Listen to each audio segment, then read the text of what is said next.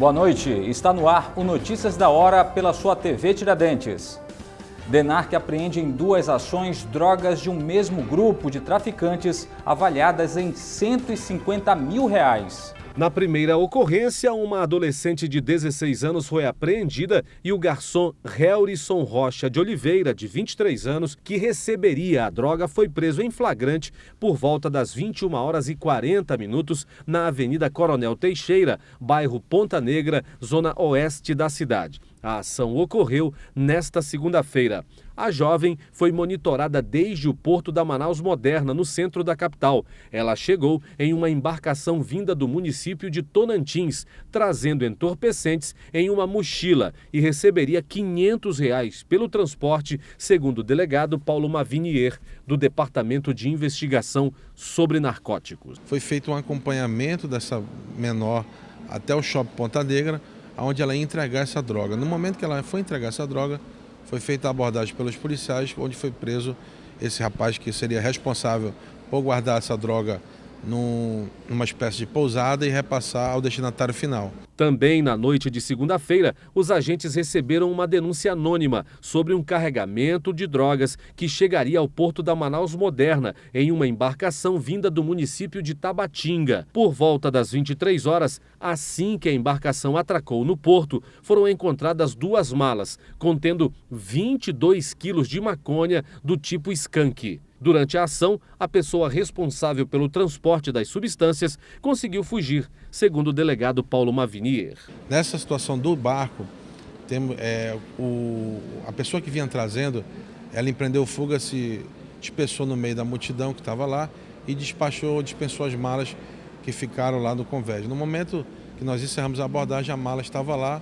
Fizemos a abertura e confirmamos a existência da droga. Toda a droga está avaliada em R$150 mil e pertence ao mesmo grupo de traficantes. Além do DENARC, as ações contaram com o apoio do Grupo Fera, servidores da Secretaria Executiva Adjunta de Inteligência e da Secretaria de Estado de Segurança Pública do Amazonas. A jovem foi encaminhada para a delegacia especializada em apuração de atos infracionais e o garçom Helrisson Rocha de Oliveira vai para a audiência de custódia no Fórum Enoque Reis.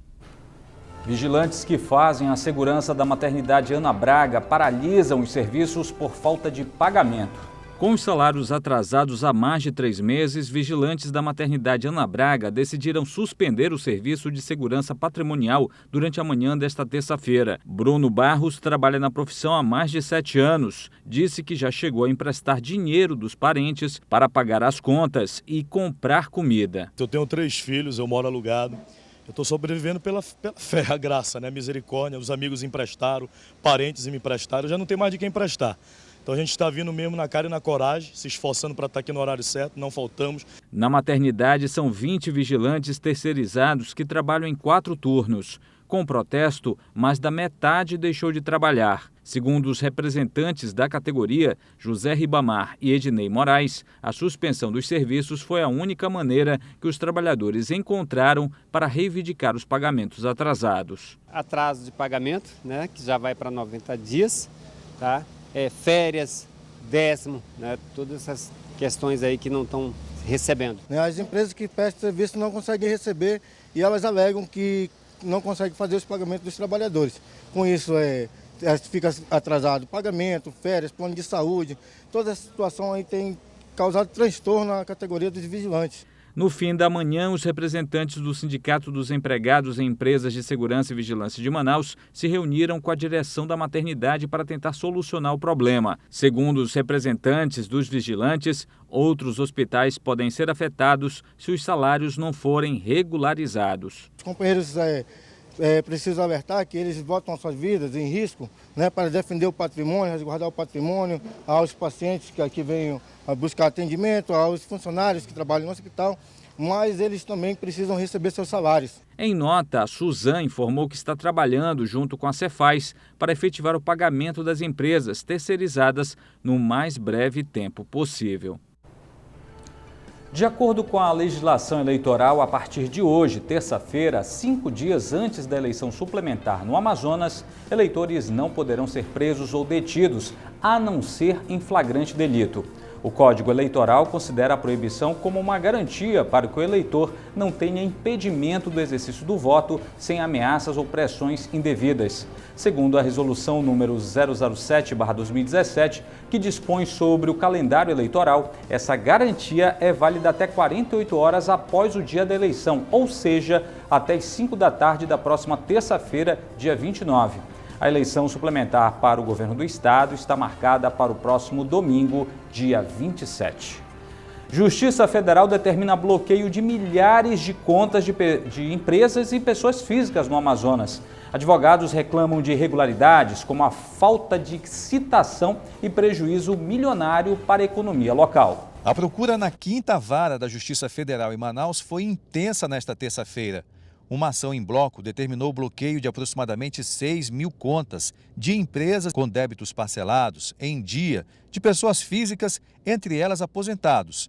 Prejuízo milionário para a economia local, já que muitas dessas empresas não podem movimentar suas contas. Rodrigo Santos da Silva é advogado de uma grande empresa no Amazonas. Ele afirma que cerca de R$2 milhões foram bloqueados da conta do cliente sem que fosse possível nenhum tipo de citação ou defesa. Bloqueios que foram irregulares, feitos sem citação, sem qualquer informação, pegando as empresas na surpresa. Eu já estou aqui há mais de 2 horas e já vi muitos advogados, colegas passando por situações semelhantes. E estão obrigando os advogados que estão vindo tentar fazer alguma cópia, alguma consulta, a assinar uma certidão de que a empresa que você está querendo fazer a consulta, do processo que está fazendo a consulta, já vai sair citada, intimada e com os prazos de recurso. Então é uma situação absurda, quase que fosse um esquema da Justiça Federal aí para poder conseguir acelerar a sua situação, que devia ser por outros meios e não por através desse meio. O servidor público Adams Pascarelli veio com a mãe, que é aposentada, e também teve a conta bloqueada. Sem ter acesso ao pagamento devido, ela fica impedida de pagar contas e até mesmo comprar alimentos para dentro de casa. Minha mãe é uma aposentada e teve a aposentadoria integralmente bloqueada. Esse bloqueio foi feito sem contraditório, sem ampla defesa. E agora a gente vai ter que ficar brigando aqui na justiça, até desbloquear esse valor. Até lá ela já teve total prejuízo da própria subsistência, dívidas, alimentos, talvez tenha que fazer um empréstimo para se manter. Então, assim, essa medida desproporcional gera prejuízos que vão muito além do financeiro. A equipe da Rede Tiradentes conversou com funcionários da 5ª e da 2ª Varas da Justiça Federal aqui no Aleixo e nos foi informado que essa determinação para o bloqueio de contas em regime de mutirão foi ordenado pelo juiz da 5ª Vara, um juiz novato, inclusive. A gente solicitou que fosse feita uma entrevista com ele, mas não foi negada essa alternativa. Protesto comandado por vereador que atrapalhou o trânsito da Avenida Maripiranga na manhã desta terça-feira é repudiado por presidência da Câmara Municipal. Um longo congestionamento e muitas reclamações. Olha só como é que está a situação nesse momento. Avenida completamente parada aqui. Trabalhadores da construção civil, descontentes com os salários, decidiram bloquear parcialmente a Avenida Maripiranga, o que deixou o trânsito lento e caótico nas proximidades do Hospital 28 de Agosto. O vereador Sassá da Construção Civil comandou o protesto e justificou a manifestação. Eu sei que um fica meio chateado, mas hoje pode ser a construção civil, amanhã pode ser outro segmento, e cada um tem direito de protestar. Agora, o que eu não vou aceitar aqui na Câmara é vereador intimidar, dizer que não pode. Eu represento uma categoria e jamais vou calar a boca para um segmento trabalhador. Mas o protesto coordenado pelo vereador do PT não foi bem visto pela presidência da Câmara Municipal. O presidente da casa, Wilker Barreto, ficou irritado com a iniciativa do vereador. A cidade de Manaus está acima de qualquer categoria. Você não pode fechar uma via pública para protestar porque uma empresa privada não faz o dissídio. Não justifica, sob qualquer pretexto, se fechar vias públicas na cidade de Manaus. Outros vereadores também não apoiaram o protesto idealizado pelo vereador do PT, conforme mencionou o vice-presidente do Parlamento Municipal, Felipe Souza. Acredito que aqui é o local mais correto para se discutir, se reclamar, a respeito de qualquer tema nesse assunto. O protesto que prejudicou o trânsito na Avenida Maripiranga foi apenas um dos vários que aconteceram nesta terça-feira, que ainda registrou a paralisação dos serviços feitos pelos servidores da SMTU, Superintendência Municipal de Transportes Urbanos, como detalhou o membro da Comissão de Transportes da Câmara, Elisandro Bessa. Esse justo repasse de 4,5%. Infelizmente já estamos em agosto e nada foi repassado ainda aos servidores. Além das paralisações da SMTU e da construção civil, também houve paralisação dos rodoviários de uma empresa de ônibus que voltaram a protestar contra os assaltos. O município de Amaturá está em situação de emergência com a vazante do rio Solimões. O decreto com prazo de 180 dias foi publicado nesta terça-feira no Diário Oficial dos Municípios do Amazonas. O decreto aponta a dificuldade de acesso entre a sede do município e as comunidades ribeirinhas, além do surgimento de um banco de areia que fechou a entrada de um igarapé que dá acesso à cidade. Além disso, o ponto de embarque e desembarque de passageiros e embarcações foi deslocado para a margem do rio Solimões, a mais de 3 quilômetros da cidade, para onde não há estrada de acesso. O município não possui máquinas como trator e retroescavadeira para fazer uma vicinal ou mesmo uma draga para desobstruir o canal do Igarapé, que permitiria o tráfego de lanchas do transporte escolar. Segundo a Prefeitura, a vazante vai interromper parte das atividades escolares, de saúde e de assistência social. Modelo de eleição suplementar no Amazonas será exportado. O pleito inédito vai servir de exemplo para a Guiné-Bissau, na África. Uma eleição inédita numa região com dimensões continentais. O envolvimento de órgãos como a Marinha, Exército e a Aeronáutica, sob a coordenação do TRE, como garantia do resultado esperado em poucas horas após a votação eletrônica. Foi com base nesse verdadeiro esquema de guerra voltado para as eleições que o modelo de eleição no Amazonas virou modelo exportação. A Guiné-Bissau, país da África Ocidental, é um dos primeiros a copiar o esquema, mas certamente não será o único. Antônio Ayajal, diretor da Comissão Nacional de Eleição da Guiné-Bissau, explicou por que o pleito no nosso estado servirá como exemplo no país africano. Estamos ainda muito atrasados em relação ao Brasil. E para nós entendemos que Brasil no mundo, para nós é o primeiro em termos de gestão de eleições, tendo em conta o nível, grau de segurança e de confiança que o sistema traz. O general Antônio Mioto, comandante militar da Amazônia, apresentou para a comissão a logística do Exército para garantir que as urnas cheguem a pontos extremos do Amazonas. Ressaltou a importância do reconhecimento internacional. Eu sempre comento que aqui no Amazonas nós estamos dando exemplo para o Brasil e agora estamos dando exemplo para o mundo de como é que se planeja, como é que se organiza um trabalho interagências, Forças Armadas, o Exército, a Marinha, a Força Aérea, a Polícia Federal, a Polícia Civil, a Polícia Militar, os bombeiros e todos os órgãos envolvidos aqui no nosso Tribunal Regional Eleitoral. Para o desembargador Iedo Simões, presidente do Tribunal Regional Eleitoral, é um reconhecimento importante para o trabalho do TRE. Eu acho que a nossa experiência aqui no Amazonas é uma experiência única. Seguidamente nós fizemos 2 pleitos, esse pleito suplementar, e a cada pleito a gente vê que evolui as práticas eleitorais. É a eleição no Amazonas sendo exemplo para outros países. Prefeito sanciona leis para obrigar escolas particulares a fornecerem lista de material escolar com antecedência e revoga a lei que proíbe a instalação e funcionamento de estande de tiro na área urbana de Manaus.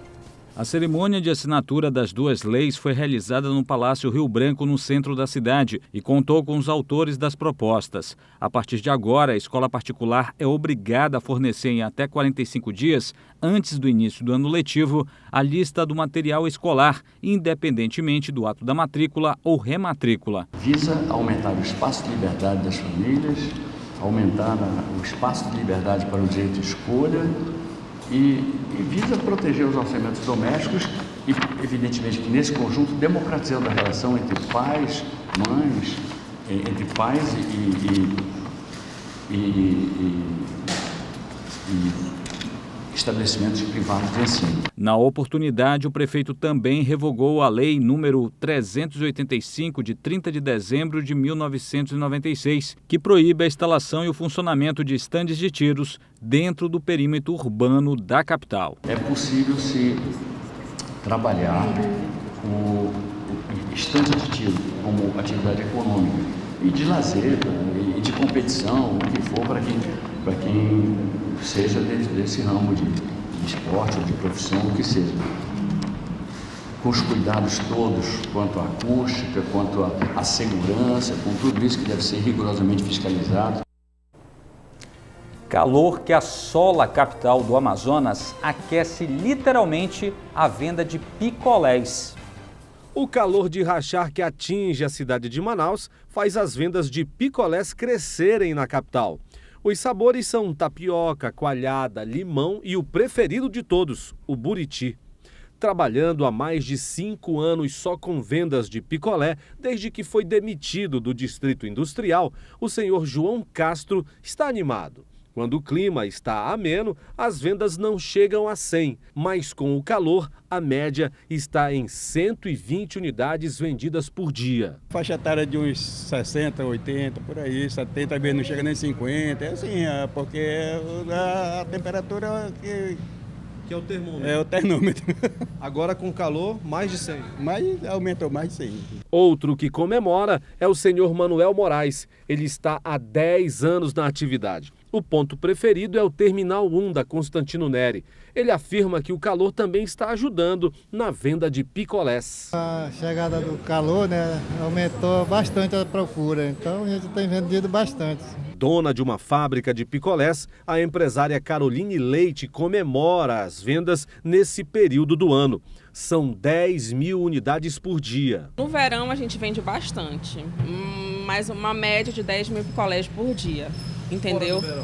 Fora do verão vai cair aí para 5, 6 mil mais ou menos. Um picolé sai na fonte por 50 centavos e é vendido nas ruas por R$1. Mas, segundo Carolina, há pontos onde o produto é comercializado por até R$2. Segundo ela, é uma ótima maneira de ganhar a vida honestamente. E é uma oportunidade de trabalho para quem está desempregado. O custo que tu gasta por dia, olha só, tu pode pegar aqui no mínimo 40 picolés por dia.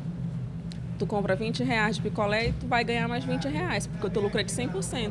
Então, para enfrentar o calor de rachar de Manaus, um bom picolé ajuda, tanto para refrescar quanto na renda de várias famílias.